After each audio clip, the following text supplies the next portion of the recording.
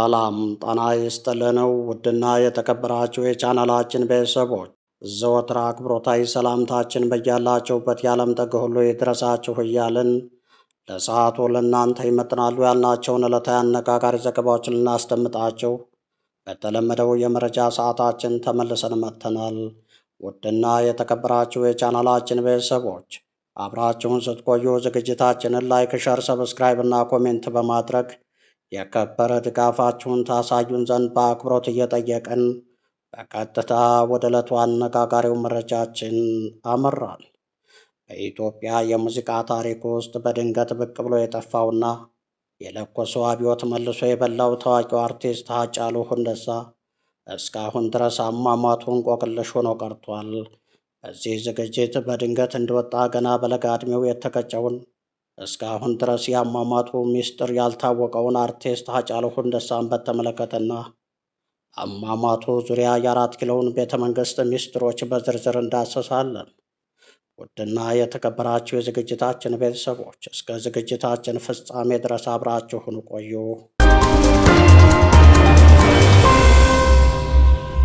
ሙዚቃ የማይታይ ነገር ማሳየት ነው። ኪነ ጥበብ ሁለቱንም ሰዎች ማሳፈር ትችላለች። ቴዲ አፍሮን ሆና የህዝብን መገደልና የአገርን መሞት ታዜማለች። እንደ አረጋኸኝም ወራሽ ጸብንና ጥላቻን ታወርሳለች። እንደ ታሪኩ ጋንጋሲ ዲሽታጊናም ሰላም ይሻላል ማለት ይሆንላታል።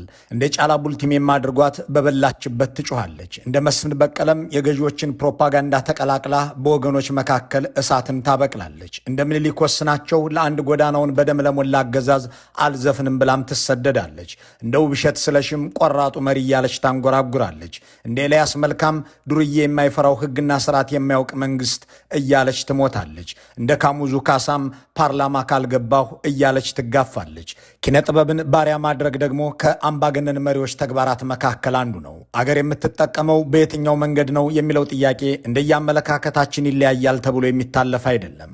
ገዳይ፣ አፈናቃይ፣ አገር አዋራጅና ህዝብ ጨራሽ መሪዎች ለዚሁ ግብራቸው ሲሉ ኪነ ጥበቡን በብዙ በተጠቀሙ ጊዜ አገር ወደ ቁልቁለት ትገፋለች። ሙዚቃና ፊልም፣ ቲያትርና ግጥም ከታንክና መድፍ ባልተናነሰ ጭካኔን አስተባብረዋል። ትልቁ የፕሮፓጋንዳ መሳሪያቸው ሆኖ ሲያገለግልም ርዕዮተ ዓለምን ለማስረጽ፣ ትርክትን ለመቆጣጠር፣ የአገሪቱን አምባገነን መሪ ግለሰብ እና ለማንቆለጳጰስ ውለዋል። መሪዎች በህዝባቸው ላይ ሲጨክኑ ለዕለት ጉርሳቸው ብለው የሚሆን አሊያም በሁኔታው አምነውበት ለዚሁ የሚገዙ ከያንያን ደግሞ ነፍስን ለማርካት ሰውን ለማዳን የተፈጠረን ጥበብ የንጉሥ ባሪያ እንዲሆን ይፈርዱበታል።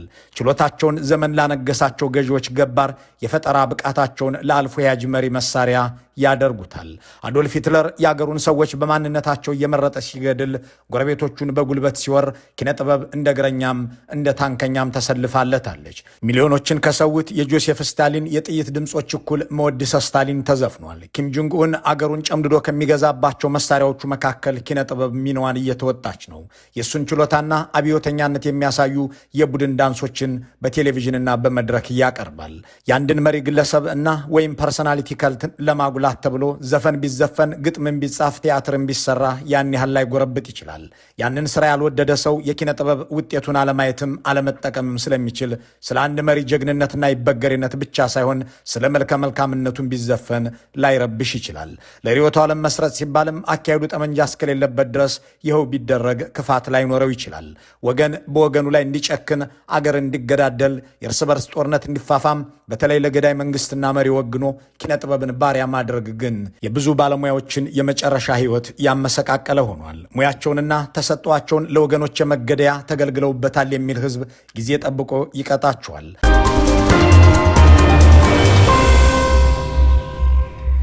አለን እያለ ቄሮና ቀሬ ለፍትህ ያታገለው ሃጫሉ ዛሬ ግን በህይወት የለም።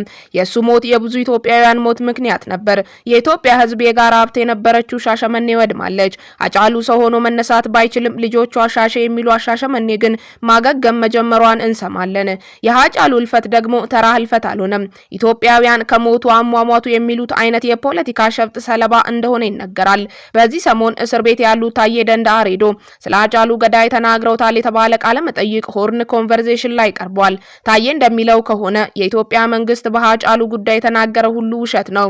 ይሄኛው የታዬ ምስክርነት በዚህ ዝግጅት መግቢያ ላይ ከታየው ንግግሩ ተቃራኒ መሆኑ ነው። ታዬ ደንደአ ከስልጣን ወርዶ ማረሚያ ከተጣለ በኋላ ሃጫሉን ገድሏል ተብሎ እስር ቤት ያለው ጥላሁን ያሚ ያለ ጥፋቱ እየተቀጣ መሆኑን ተናግሯል። ከዚያ ይልቅ ከሃጫሉ መኪና ውስጥ ነበረች የተባለ ሴት ልትጠየቅ ይገባታል ሲል ታዬ ይሟገታል። ጀዋር ሲራጅ መሐመድ ስለ ሃጫሉ ሁንዴሳ ግድያ በአዲሱ መጽሐፉ ሰፋ አድርጎ ተርኳል። ሃጫሉና ጠቅላይ ሚኒስትር አብይ አህመድ ተገናኝተው ነበር ብሏል። ሃጫሉ ከኔ ይልቅ የአብይ ደጋፊ ነበር ሲልም ጽፏል። አምስተኛውን የሃጫሉ ሙት ዓመት አስመልክተን ጀዋር ስለዚህ አወዛጋቢ ሰሞን በመጽሐፉ ላይ ያሰፈራቸውን አንቀጾች ከዚህ ቀጥለን እናስደምጣቸዋለን። ጥሞናቸው አይለየን። ጀዋር ይቀጥላል። ሃጫሉ በተገደለበት ምሽት አንድ የመንግስት ባለስልጣን ደውሎ ሃጫሉ ተጎድቷል አሉ ሰምተሃል ሲለኝ በጣም ደነገጥኩ። በጭንቅላቴ በረዶ የተደፋ ይመስል መላ ሰውነቴ ቅዝቅዝ አለ። በዚያ ድንጋጤ ውስጥ ሆኜ ምን ሆነ አልከኝ ብዬ ስጠይቀው ሰው ነው መታወሉ አልታወቀም። አንዲት ልጅ ናት ደውላ ለጓደኛው የነገረችው የት እንዳለ አልታወቀም። እስቲ ቄሮዎች እንዲፈልጉት በፌስቡክ ላይ ለጥፋለኝ። የባለስልጣኑ ንግግር የበለጠ ረበሸኝ። የተመታ ሰው በፖሊስ እንጂ በቄሮ እንዴት ይፈለጋል? በያዘው ተንቀሳቃሽ ስልክ ጂፒኤስ በሰከንዶች ውስጥ ማግኘት እየተቻለ ለምን ለቄሮ እናሳውቃለን አልኩት። ሃጫሉ መሞቱ ከተረጋገጠና አስከሬን ወደ ሆስፒታል ከተወሰደ በኋላ ሌላ የመንግስት ባለስልጣን በድጋሚ ደውሎ ሃጫሉ የተገደለው በሸኔና በወያኔ ነው አለኝ። እኔም በዚህ አጭር ጊዜ ማን እንደገደለው እንዴት ማወቅ ተቻለ? አጥቂው ተለይቶ ታስሯል እንዴ ስለው መልስ ሳይሰጠኝ ዝም አለ። ጥቃት አድራሹ ቢያዝ እንኳን ከጀርባ ያለው የፖለቲካ ቡድን ለመለየት ጊዜ ይወስዳል። ፖሊስ ትክክለኛ ምርመራ ያድርግ። ለአሁኑ ያለ ማስረጃ ወደ የትኛውም ቡድን ጣት መቀሰር ከፍተኛ ግጭት ውስጥ ስለሚያስገባን በግምት ከማውራት መቆጠብ ያስፈልጋል አልኩት። ከባለስልጣኑ የሰማሁትን ወዲያው በፌስቡክ ተለጥፎ አየሁት። የመንግስት ባለስልጣናት ገና ሬሳው እንኳን ሳይመረመር ያለምንም ማስረጃ ግድያው በፖለቲካ ቡድኖች ላይ ለማላከክ መሞከራቸው በኦሮሞ መካከል እንዲሁም ከሌሎች ብሔር ብሔረሰቦች ጋር ግጭት ሊፈጥር እንደሚችል ሰጋው። የተወሰኑ የቄሮ አስተባባሪዎችና ውጭ ሀገር ያሉ ምሁራንን አነጋግሬ ህዝቡን በጎሳና በብሔር የማጣላት ሴራ ሊኖር ስለሚችል በንቃት ተከታትለን ማክሸፍ እንዳለብን ተስማማን። ሌላ ባለስልጣን በኩለ ሌሊት ደውሎ መንግስት ለሃጫሉ መንግስታዊ የቀብር ስነ ስርዓት ለማድረግ ኮሚቴ እንዳቋቋመና ፊንፊኔ እንዲቀበር መወሰኑን ነገረኝ። ገና በማለዳ ቴሌቪዥን ስከፍት ግን ባለስልጣኑ ከነገረኝ በተቃራኒ እየተፈጸመ ነበር። አስከሬኑ ከሆስፒታል ወጥቶ ህዝቡ ወደ አምቦ ይዞ ሲሄድ ተመለከትኩ። መንግስት የጀግና አሸኛኘት አደርጋለሁ ብሎ አሁን አስከሬኑ እንዴት ለህዝብ አሳልፎ ሰጠ? በተጨማሪም ስለ ግድያ ሁኔታ የአስከሬን ምርመራው በእነዚህ ጥቂት ሰዓታት ውስጥ ተጠናቆ ለቀብር እንዴት ተዘጋጀ የሚሉ ጥያቄዎች ጭንቅላቴ ውስጥ ተመላለሱ። ስልኬን አንስቼ ማታ መንግስት የቀብር ስነ ስርዓት እንደሚያደርግ ለነገረኝ ባለስልጣን ስደውል መንግስት ሐሳቡን ቀይሮ አምቦ እንዲቀበር መወሰኑን ነገረኝ። ምክንያቱን ስጠይቀው ባጭሩ አላውቅም አለ በተበሳጨ ድምጽ።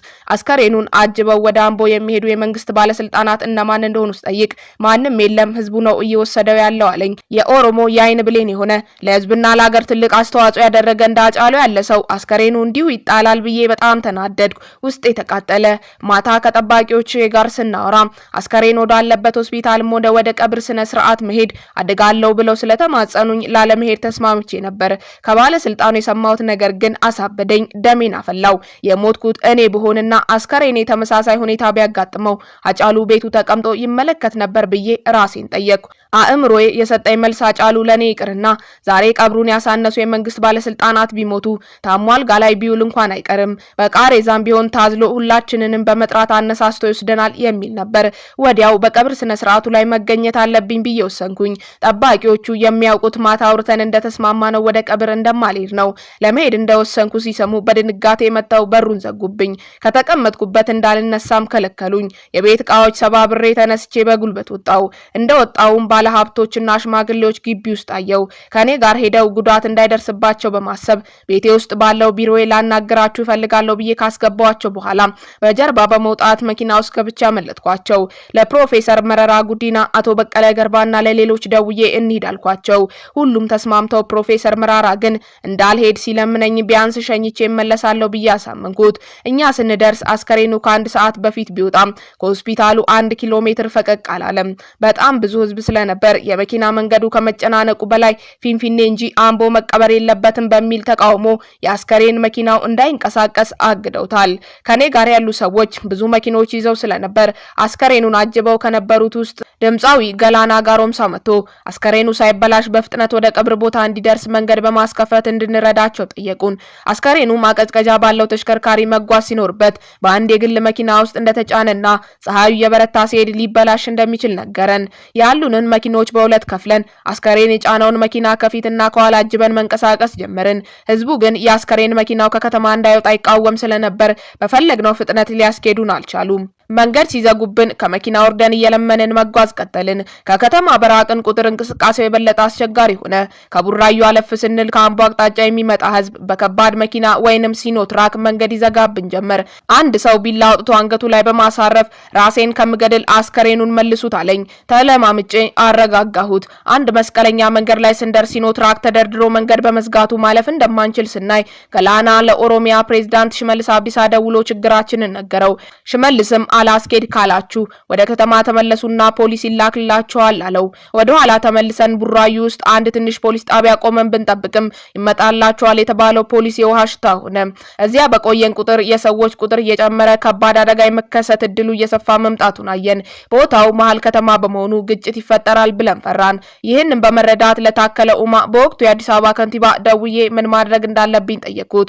ከሽመልስ ጋር እንደተነጋገሩና አስከሬኑን ወደ ፊንፊኔ እንድንመልሰው ነገረ። ወደ ፊንፊኔ ከተመለስን አስከሬኑን ወዴት መውሰድ አለብን በሚለው ላይ ስንወያይ ሶስት አማራጮች ቀረቡ። የከንቲባ ቢሮ፣ ስታዲየም እና የኦሮሞ ባህል ማዕከል። የኦሮሞ ባህል ማዕከል የሚጠበቀው በኦሮሚያ ፖሊስ በመሆኑ ችግሮችን ለመቀነስ የተሻለ እንደሆነ ተስማማን። ከቡራዩ ተነስተን በፍጥነት መንገድ እያስከፈትን ከእግረኛ ህዝብ አምልጠን ወደ ኦሮሞ ባህል ማዕከል አመራን። በዚህ ጊዜ የደረስንበት ቦታ ሁሉ ለመንግስት ባለስልጣናት በስልክ እያሳወቅን ነበር። የኦሮሞ ባህል ማዕከል ግቢ በር ስንደርስ ፖሊሶች እንዳንገባ ከለከሉን። እየመጣን መሆኑን የመንግስት ባለስልጣናቱ ስላልነገርናቸው ከጠባቂዎቻችን ጋር ተፋጠጡ። ለታከለ ደወልኩለትና ስልኩን በሩ ላይ ለነበረው የፖሊስ አዛዥ ሰጥቼ ካናገረው በኋላ አስገቡን። ብዙም ሳይቆይ ታከለ መጣ። ኮሚሽነር ደቻሳ ቢቲማም ተከተለው። ህዝቡ መንገዱን ስለዘጋውና አስከሬኑን ዛሬ ወደ አምቦ መውሰድ ስለማይቻል ለዛሬ እዚሁ አድሮ ነገ ወይም ከነገ ወዲያ የሽኝት ፕሮግራም አዘጋጅታችሁ ቢቀበል ይሻላል ስለው ታከለ መስማማቱን ገለጸ። የፀሐዩ ግለት አስከሬኑን እየጎዳው ስለሆነ ማቀዝቀዣ ያለው መኪና እንዲያመጡም ተግባባን። በመሃል ለታከለ የሆነ ስልክ ተደውሎለት ካናገረ በኋላ ፊቱ በድንጋጤ ክፉኛ ሲለወጥ አየው እና በመኪናዬ አብረን ሄደን ፍሪጅ እናምጣለኝ። ለኔም የሆነ ባለስልጣን ነገሮች ወዴት እያመሩ እንደሆነ በሚጠቁም መልእክት ልኮልኝ ስለነበር ታከለን ያስደነግጠው ጉዳይ ገባኝ። እኔን ከዚያ ግቢ አስወጥቶ ህይወቴን ለማዳን እንዳሰበ ብረዳም አብሬው መውጣቱ እኔንም እሱንም ለአደጋ እንደሚያጋልጥ ስለጠረጠርኩ አይ አንተ ራስህ ሂድና አምጣ አልኩት። ታከለ በወጣ በደቂቃዎች ውስጥ የሀገር መከላከያ ሰራዊት ወታደሮች መጥተው አስከሬኑን አምጡ አሉን። ይኸው ውሰዱ አልኳቸው። ሲደርሱ መሬት ላይ ተቀምጬ ነበር። ሲላኩ የጠበቁት ሁኔታና ባይናቸው ያዩት ነገር የተለያየ ሆኖ ስላገኙት ግር እንዳላቸው ከፊታቸው ገጽታ ይነበባል። አስከሬኑን አንሰጥም የምንል መስሏቸዋል። እዚያ የነበረው አዛዥ በያዘው ሬዲዮ እንደተባለው አይደለም ብሎ በአማርኛ ሲያወራ ሰማው። አዛዡን በእጄ ጠራሁትና ምነው ችግር አለ እንዴ ብዬ ስጠይቀው ያገታቸዋቸው የመንግስት ባለስልጣናት የት ናቸው አለኝ። ያገትነው ባለስልጣን የለም፣ ከንቲባ ታከለ እዚህ ነበር፣ እሱም አሁን ወጣ አልኩት። አዛዡ አሁንም ከፊቱ ላይ ግራ መጋባት ይታያል። በሬዲዮ ተናግሮ ተመለሰ። ይህ በእንዲህ እንዳለ ተጨማሪ የኦሮሚያ ፖሊስ ልዩ ኃይል መጥቶ የመከላከያ ወታደሮችን ስለከበበ የከፋ ውጥረት ተፈጠረ። ሶስት የታጠቁ ኃይሎች ተፋጠጡ። የሀገር መከላከያ ሰራዊት፣ የኦሮሚያ ፖሊስና የኔ ጠባቂዎች ሶስቱም መሳሪያቸውን ባቀባበሉበት ድንገት ሊታኮሱ ስለሚችሉ የሰራዊቱን አዛዥ ጠርቼ ይህ ፍጥጫ አስፈሪ ነው፣ ድንገት አንድ ጥይት ከተተኮሰ ሁላችንም ማለቃችን ነው። ስለዚህ አንተ ወታደሮችን አስወጣ፣ እኔም የሚጠብቁኝን ልጆቼን ትጥቅ አስፈታለሁ። ከዚያም የኦሮሚያ ፖሊስ ሁኔታውን እንዲቆጣጠር እናደርጋለን አልኩት። እሱም ተስማምቶ ሄዶ በሬዲዮ ከተነጋገረ በኋላ ኃይሉን ከኛ ራቀ። የኦሮሚያ ፖሊስም ከቦ ይጠብቀን ገባ። ቀጥሎ አንድ የኦሮሚያ ፖሊስ አዛዥ መጥቶ በቁጥጥር ስር አውሏቸው ተብለናል አለ። ምንም ችግር የለውም ወዲህ ተጠጋና እንነጋገር ብዬው ፈራ ተባ እያለ ወደ መኪና ይዞ ገባው። አታስብ የሚጠብቁኝን ልጆች አስፈታለሁ፣ አንተ ተረጋግተህ ፖሊሶቹን አረጋጋ አልኩት። ወዲያው የጥበቃዎቹ አዛዥ የሆነውን ጌቱ ተረፈን ጠርቼ የታጠቀውን መሳሪያ ለፖሊስ አዛዡ እንዲያስረክብ አደረኩኝ። እሱም በስሜት እያለቀሰ ሰጠው። የሌሎቹ ልጆች መሳሪያ ተቀብለ ለፖሊስ ስጣልኩት። ከዚያ እኔና በቀለ ከፖሊስ አዛዡ ጋር በኔ መኪና መሄድ ስንጀምር ሐምዛ ቦረና ከጀዋርና ከበቀለ አልነጠልም በማለት ፖሊሶቹን ለምኖ ተቀላቀለንና እዛው ግቢ ውስጥ ወዳለው የኦዴፓ ቢሮ አመራን። እዚያም በረንዳ ላይ ከ3 ሰዓት በላይ ቆየን። መታሰራችን ግልጽ ስለነበር በቀለ እስር ቤት ውስጥ ምን እንደሚጠብቀን ከልምዱ በመነሳት እየነገረን የስነ ልቦና ዝግጅት እንድናደርግ ማስረዳት ጀመረ። አመሻሹ ላይ የፌዴራል ፖሊሶች ሊወስዱ መጡ። የኦሮሚያ ፖሊሶች እኛን ላለማስረከብ ቢያንገራግሩም አረጋግተናቸው ብረት ለበሱ በሆነው የፌዴራል ፖሊስ መኪና ውስጥ ገባን። ክቡራትና ክቡራን የዝግጅታችን ተከታታዮች ጀዋር ሲራጅ መሐመድ አልጸጸትም በሚልበት መጽሐፉ ገጾች ውስጥ ስለ ሃጫሉ አሟሟትና ቀብሩ ስለፈጠረው ቀውስ የተረከባቸው ገጾች እኒ ናቸው። ለመሰናበቻ እንዲሆነን ግን ጀዋርና ሃጫሉ በለውጡ ዓመታት ውስጥ ምን ይነጋገሩ፣ እንዴትስ ሲመካከሩ እንደነበር የሚያትተውን ክፍል ከዚሁ መጽሐፍ ላይ እንጭለፍላችሁ። በለውጥ ዋዜማ በሚሊኒየም አዳራሽ በተዘጋጀ ኮንሰርት ላይ እንደተጋበዘ ደውሎ ነግሮኝ ምን አይነት ዘፈን ቢዘፍን ለትግሉ እንደሚጠቅም በጠየቅን ጊዜ ትግሉ በወቅቱ የደረሰበትን ደረጃ እንዲሁም ቀጣዩ ምዕራፍ ሰፋ አድርገን ተወያየን። ከዚያ ብዙ ሳይቆይ በኮንሰርቱ ላይ ለማቅረብ ያዘጋጀውን የሽለላ ግጥም ላከልኝ። አንብቤው ስጨርስ ይህንን ከሸለልክ ያጠፈዋል አልኩት። የፈለገው ነገር ይምጣ፣ እሱን ለኔ ተወውና የሽለላው ይዘት ላይ ሐሳብን ስጠኝ አለኝ። ጥቂት ነጥቦችን ጨምሬ በውይይት አዳበር ነው። እንዳቀደው መድረክ ላይ ሽለላውን ሲያፈነዳው ጠላትን አስበርግጎ የኦሮሞን አንጀት አራሰው። የዚያን ቀን የሃጫሉ ሽለላ በመድረኩ የታደመውን ህዝብ ሞራል ከፍ ከማድረግ ያለፈ ትርጉም ነበረው። ሽለላው የኦሮሞ ትግል ታሪክ መቀየሩን በይፋ አወጀ።